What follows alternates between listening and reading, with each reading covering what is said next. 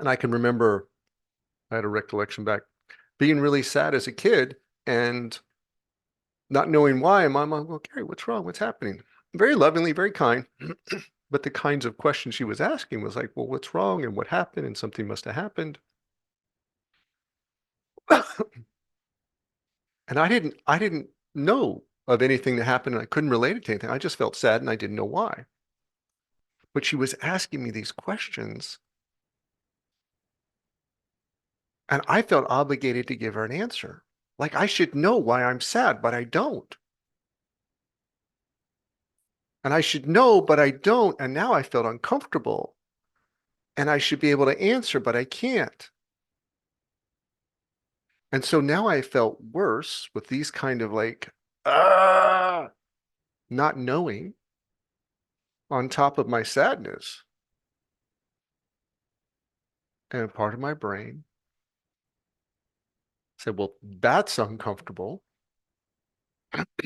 And then my mind, brain starts anticipating when that might happen in the future. And if I feel sad or if I feel uncomfortable emotions I can't explain, I don't know why they're there. I better have a plan to avoid this new uncomfortable experience being asked questions. And what are my options? My brain's going to come up with.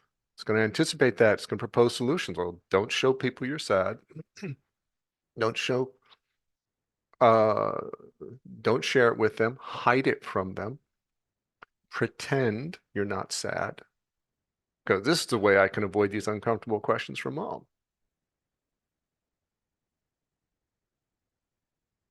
Did I consciously choose to do that? No.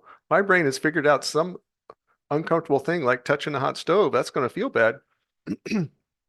We're going to do this, this, and this. We're going to pretend to be fine. When somebody asks, hey, Gary, how you feeling? I'm fine. We're going to lie. I'm going to lie. To protect myself from that uncomfortable um, set of questions that I don't know how to answer because I'm having emotions I can't explain.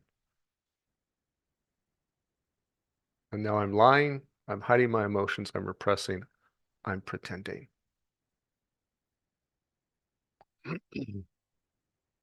I'm no longer honest. I'm not present with my emotions because I'm in the pretending mode and I'm like, I got to do this. And if I do that often enough with these uncomfortable emotions or emotions that I can't explain, if I do that often enough, I will do it automatically. And when I say I mean we as children will do that automatically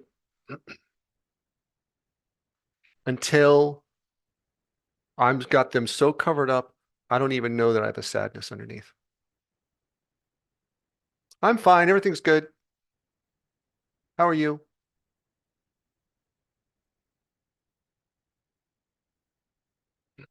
I won't even want to look at sadness or anger or grief or who knows what.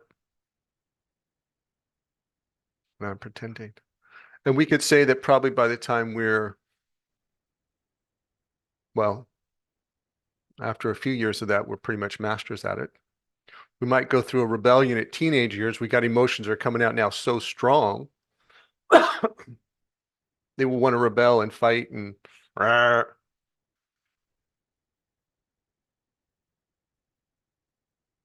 that maybe we don't know our techniques of repressing and hiding and not talking about it don't work. And so now we maybe have to come up with another level of repress, don't talk about it, pretend.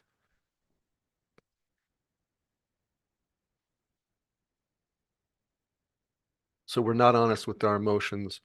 We're repressing them and then we're presenting to other people that we don't have them.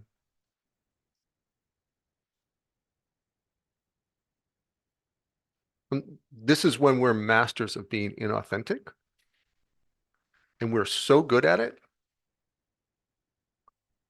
we are no longer aware that we're pretending. We're no longer aware that we have these emotions inside because we're so busy in the pretending mode. That is got our attention completely occupied. And we no longer put attention to what are these deeper feelings and what's below this image that I don't even know that I'm pretending to be.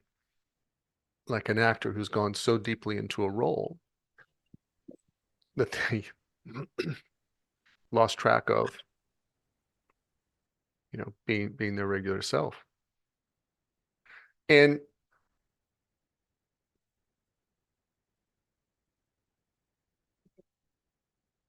I I do this all the time when I dream at night. We have this capacity to, I know I do, go into a dream. I'm living a completely other life. I'm someone else having an experience, and I don't know that back in my bed, there's this guy living in this waking world has this life. There's a disconnect from this dream of pretend we're um, in our waking self that happens. And if we think how many days, hours we do this through repetition, thousands of days in a row, we are inauthentic, which is say not honest. And you can measure it by the behavior of a child who's 4 years old playing and what they're interested in and how they'll dance and not care if anybody's looking for the most part versus how we feel a teenager going to a dance and afraid, right?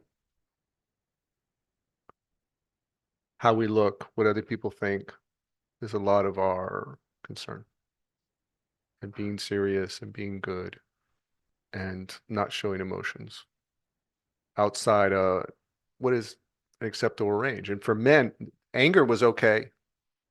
Sadness, grief, I don't know what those are. Fear, don't show anybody that.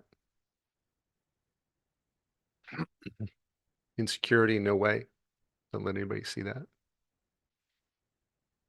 Um,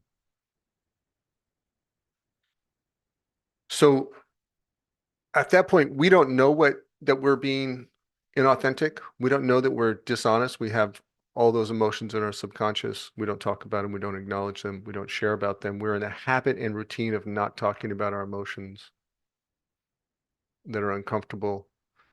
Because here's a kind of troubling part is we as human beings, I know speaking for myself, was not good at holding space for other people, what they felt, and responding to them or engaging them, connecting them with people in a way that they could feel comfortable with those emotions, sharing them with me. I didn't know how to do that. My mom pressuring me, go, Gary, there must be a reason, is like driving me in a certain direction that I don't have an answer to, is wasn't great. She didn't know she was actually pretty sensitive. I had three brothers. Who knows what might have been going on? You know, we might have gotten mixed it up in something. So good that she asked, but there's better ways that we can hold space for one another, ask questions that's non-judgmental, that doesn't push, that invites, um, and doesn't react to what people share. That that meets them where they are, is accepting of what they feel, says, "Oh, you're angry or you're sad. Okay, you're sad. It's okay to feel sad because as a kid, I didn't know that. You feel sad? That's okay to feel sad. Okay." And asking an open question of, well, what's the sadness about? What's going on? You know? What would you like to do about it? Where are you feeling it? What do you, when did you start noticing it? What would you like to have happen with this sadness? And that you don't have to connect it to something else. If you do, great. Well, what happened? Do you know what happened? Oh, you don't know why you're sad. Okay, that's okay. It's okay not to know. Oh, that would have been a relief.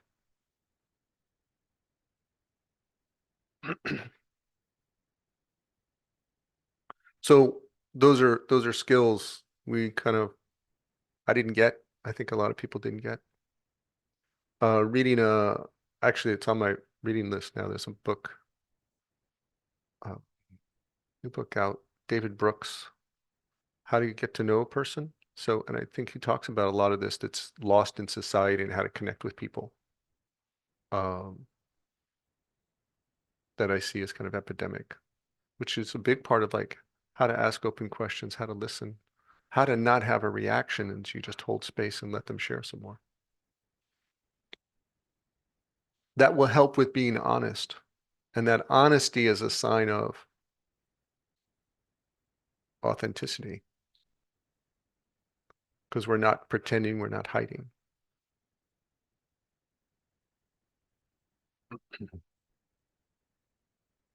So if you get to that point, you've got all these emotions stuffed inside. Um, that, like for me, I didn't know I had. You end up feeling miserable not knowing why, because they get stuck. We're pretending we don't have them, we're repressing, we're holding them in, and they build up over time.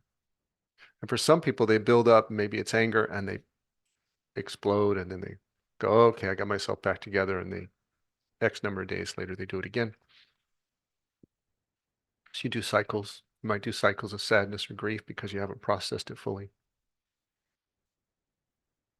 But maybe you start going on this journey and you discover what authentic is, or you start to see your ego, you start to have these emotional reactions, you start to notice a sense of insecurity because your skills at covering this amount of emotion up fall apart.